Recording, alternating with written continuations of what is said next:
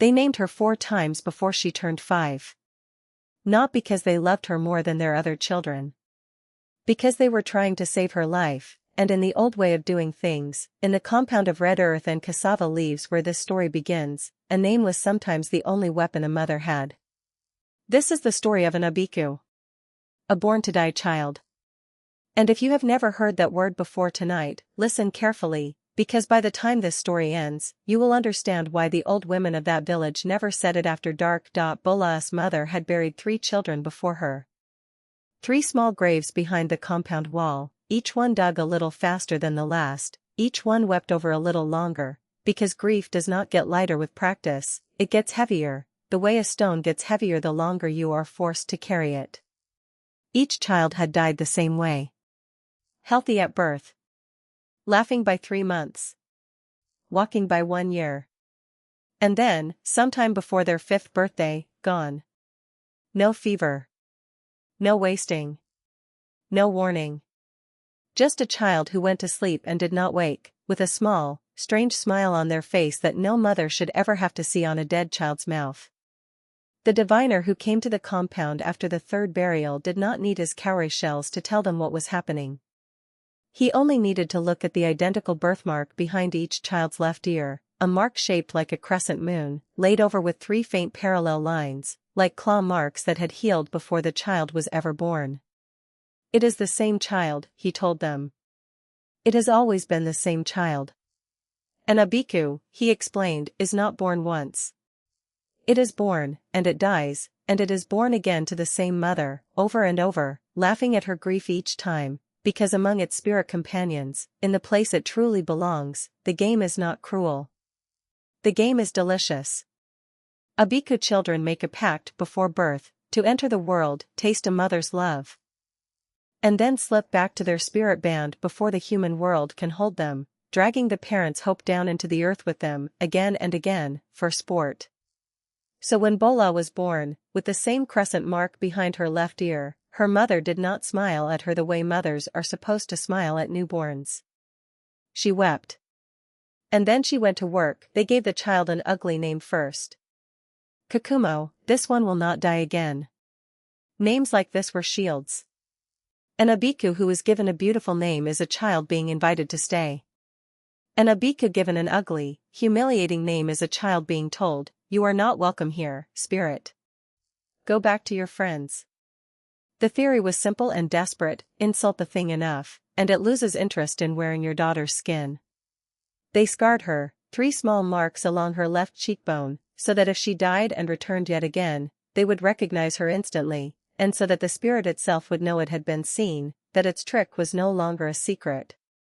They tied a chain of cowrie shells around her waist, blessed by 3 different diviners from 3 different lineages, because the old wisdom said an Abiku fears being tethered, fears anything that says you belong to this world now, and the world will not let you go quietly.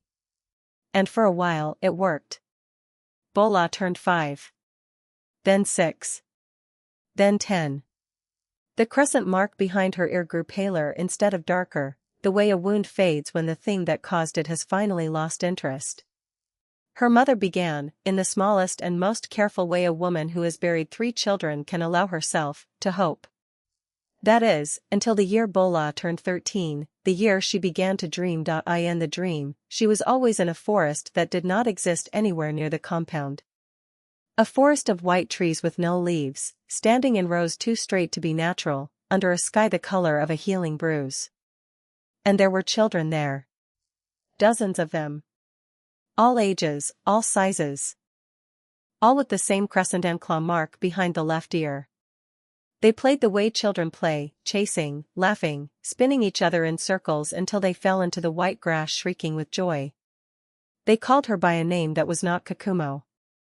They called her by a name she had never heard before, and yet some old, cold part of her recognized it the way you recognize your own voice on a recording, familiar and wrong at the same time.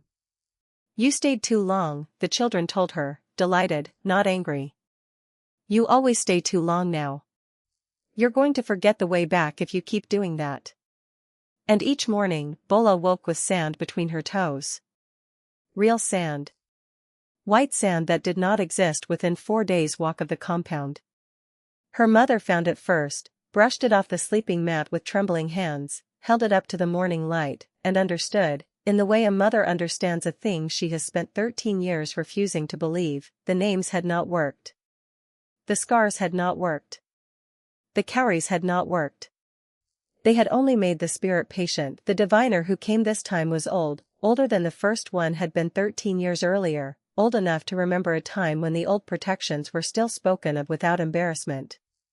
He sat across from Bola for a long time without speaking, watching her with the particular stillness of a man listening to something no one else in the room could hear. Finally, he said the thing no mother wants to hear about her living child.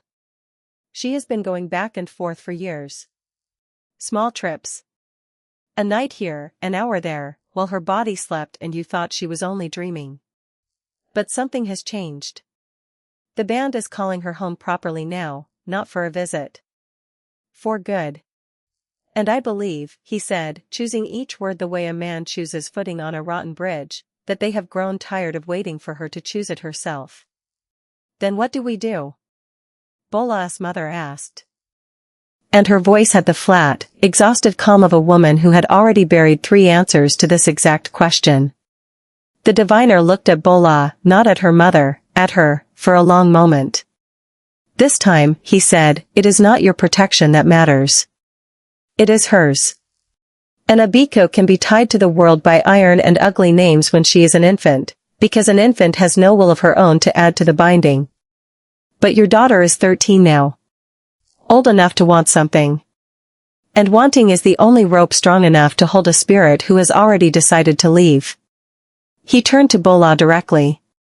Tell me, he said. In that white forest.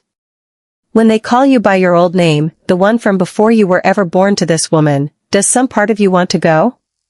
And here is the part of the story that the old women would only ever tell in the smallest voice. At the very end of the night, when the fire had gone down to embers and no one's eyes could quite meet anyone else's. Bola did not answer for a long time, because the truth, the terrible, human truth underneath all the folklore, underneath the cowries and the scars and the ugly names, was that some nights, in that pale forest under the bruised sky, surrounded by children who never grew old, never grieved, never buried anyone, and never had to be brave about anything at all. Some nights, she did not want to wake up. Her mother did not scream when Bola finally told her this. She did not weep either, not then. She simply reached across the space between them and took her daughter's hand, the way she had taken it on the very first day the girl had learned to walk, wobbling and falling and getting up again despite 3 older, unseen siblings whispering from the earth that walking, in the end, was pointless, because everyone eventually lies back down. I cannot make the forest less kind than it is, her mother said. And I cannot make this world painless enough to outbid it. I have tried for 13 years to make you stay by making you afraid to leave. The diviner is right. That was never going to be enough. She pressed something into Bola's palm, not a charm, not a chain of cowries, but a small, cracked clay bead, one of the very first things Bola had ever made with her own hands, at 4 years old, proud and covered in mud, before any of them knew whether she would live to be 5. So instead, her mother said, I am only going to ask you to stay. Not command it. Not bind it. Ask it, the way you ask someone you love for something they are free to refuse.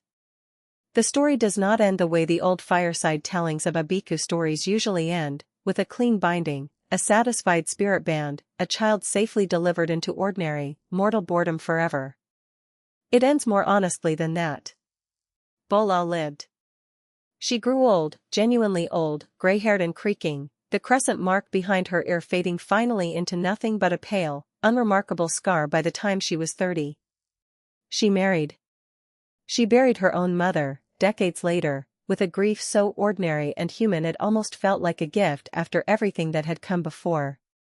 But even at 80 years old, on certain nights, when the wind moved through the trees in just the wrong rhythm, she would wake with the ghost memory of white sand between her toes, and somewhere very far away and very close all at once, she would hear children laughing, delighted, patient.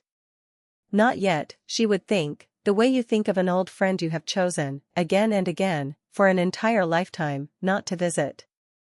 Not yet. But I know the way there. I have always known the way there.